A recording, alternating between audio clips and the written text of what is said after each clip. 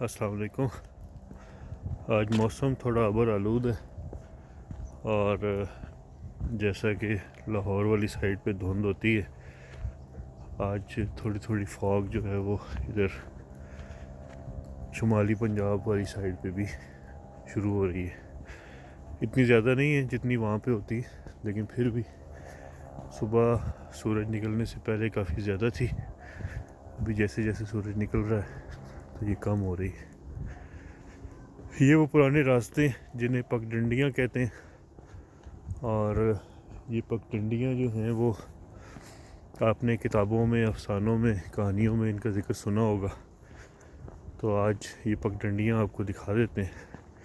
یہ پگڈنڈیاں دراصل کھیتوں کے درمیان کا راستہ ہے جو کہ کھیتوں کو ڈیوائیڈ بھی کرتا ہے، لیکن لوگوں کے اوپر مسلسل چلنے کی وجہ سے یہ پکے راستے بن گئے ہیں، اور یہ ایک گاؤں کو دوسرے گاؤں سے، ایک کھیت کو دوسرے کھیت سے اور مختلف علاقوں کو آپس میں ملانے کا، جیسے بڑے شہروں میں سڑکیں کام کرتی ہیں، اسی طریقے سے پگڈنڈیاں جو ہیں وہ کام کرتی ہیں۔ کبھی بھی کسی ایسے علاقے میں جہاں پہ آپ جا رہے ہوں اور کوئی راستہ آپ کو پتہ نہ ہو، لیکن پگڈنڈی کہیں جا رہی ہے، تو آپ پورے اعتماد سے اس پگڈنڈی پہ چل سکتے ہیں، کیونکہ یہ یقین ہوگا کہ یہ راستہ کہیں نہ کہیں جا کے نکلے گا، اس راستے سے پہلے لوگ گزرے ہیں۔ اس کے علاوہ ارد گرد کے ماحول میں سرسوں کے کھیت لہراتے، کچھ کھیتوں میں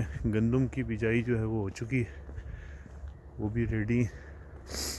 آنے والا جو فصل ہے بارانی علاقوں میں وہ گندم کی ہے، تو اس کی تیاری بھی ہو چکی ہے۔ اس سائڈ پہ بھی دیکھیں، فاگ نے کافی گھیرا کیا ہوا ہے، کافی دور ہے، ویزیبلٹی کافی اچھی ہے، لیکن یہ ان علاقوں میں جہاں لوگ اتنے فیملیئر نہیں ہوتے فاگ کے ساتھ، وہاں پہ فاگ کافی ڈسٹربنگ ہو سکتی ہے۔